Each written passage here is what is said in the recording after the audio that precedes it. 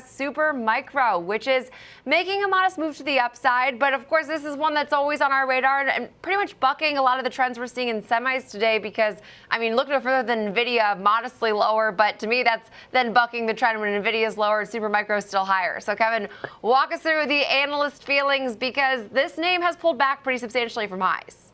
Yeah, and we have seen a little bit of a pullback, as you kind of talked about. Intraday, I think it hit around $460, trading at around $446 right now. We did have actually Needham initiating coverage on the shares here with a buy rating and also a price target of $600.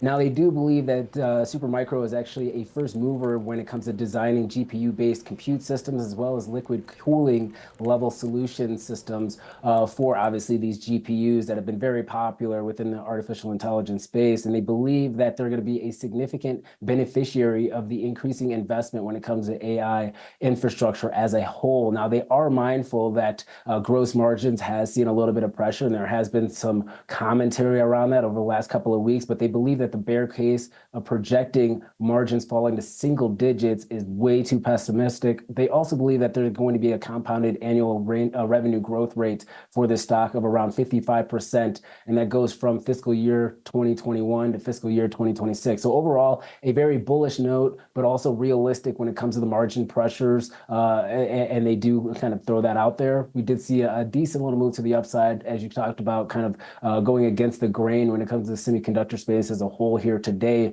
but it still has a lot more room to move back to the upside here and try to recapture some of those levels that we saw over the last couple of months.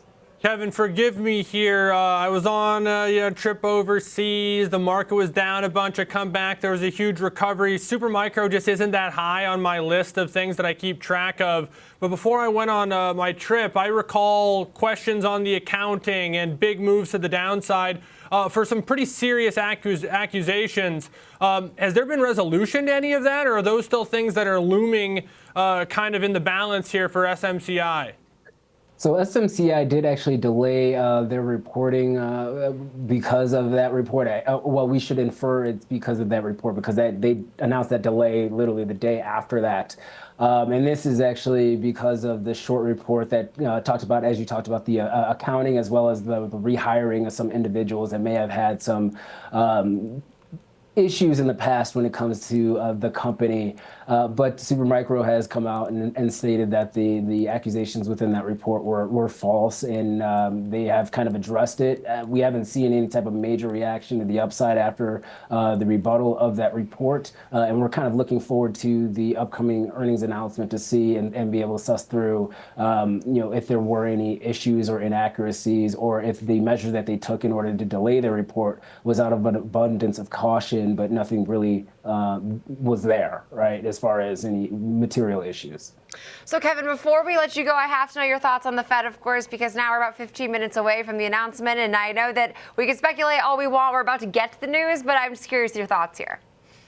They will cut rates. That's my thought. No, Safe answer. Look, exactly. 25 basis points is what I'm looking for. Also, the ending of quantitative tightening and that policy, I think that's going to be the best of both worlds, or that Goldilocks scenario here kind of frees them up to be able to attack any type of issues that we may have in the credit markets or in the housing market. And then also, once again, kind of initiating the rate cuts themselves. So I'm not in the 50 camp.